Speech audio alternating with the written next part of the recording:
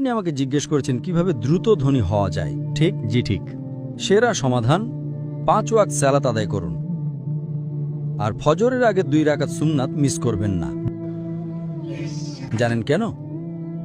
মানুষ যখন বিশ্বের টপ 10 জন ধনী ব্যক্তির লিস্ট করে, যুবক মানুষেরা। থামুন থামুন ভাই, আমাকে উত্তরটা দিতে দেন। আমি উত্তর দিচ্ছি, আপনি বলছেন যুবক মানুষ। যুবক মানুষেরা, আমি উত্তর দিচ্ছি। আপনি জানেন শীর্ষ 10 জন ধনী ব্যক্তির তালিকায় 4 নম্বরে বিল গেটস, 3 নম্বরে জেফ বেজোস, 2 নম্বরে এলন মাস্ক, 1 নম্বরে কে? একজন মুসলিম যে ফজরের সালাত এবং সুন্নাত আদায় করে, সে এদের চেয়েও ধনী। কারণ নবী সাল্লাল্লাহু আলাইহি সাল্লাম বলেছেন যে ফজরের 2 রাকাত সুন্নাত পৃথিবী এবং এর মধ্যে যা কিছু আছে তার চেয়েও বেশি মূল্যবান। মানুষ এসে বলে, আমি 4 ওয়াক্ত পড়ি, ফজর সালাত মিস করি। আমি বললাম, কেন? আমি সকালে উঠতে পারি না। অন্য সব সালাত সময় মতো পড়ি, ফজর আমি উঠতে পারি না। তো আমি তাকে বললাম, আপনি তো একজন ব্যবসায়ী, ধরুন আমি আপনাকে বললাম কাল সকাল ভোরে 5টায় একটা ব্যবসার ডিল আছে যেখানে আপনি $1 মিলিয়ন পাবেন।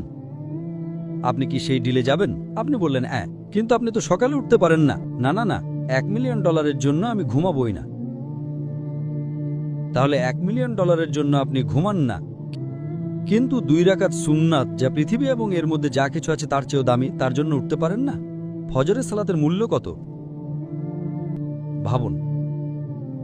সমস্যা হলো আমরা হাদিস শুনি কিন্তু বিশ্বাস করি না, কোরআন পড়ি কিন্তু বিশ্বাস করি না। আল্লাহ বলেছেন, তাই আমি বলি আমি কখনোই আমার ফজর মিস করব না, এমনকি আমার সুন্নাতও মিস করব না। কেউ আমাকে $1 মিলিয়ন দিলেও না। হ্যাঁ, সুন্নাত পড়া ফরজ নয়। আপনাকে যেটা বুঝতে হবে, যদি আপনি সত্যিই বিশ্বাস করেন, আপনি কি জানেন সেরা ব্যবসা কোনটা?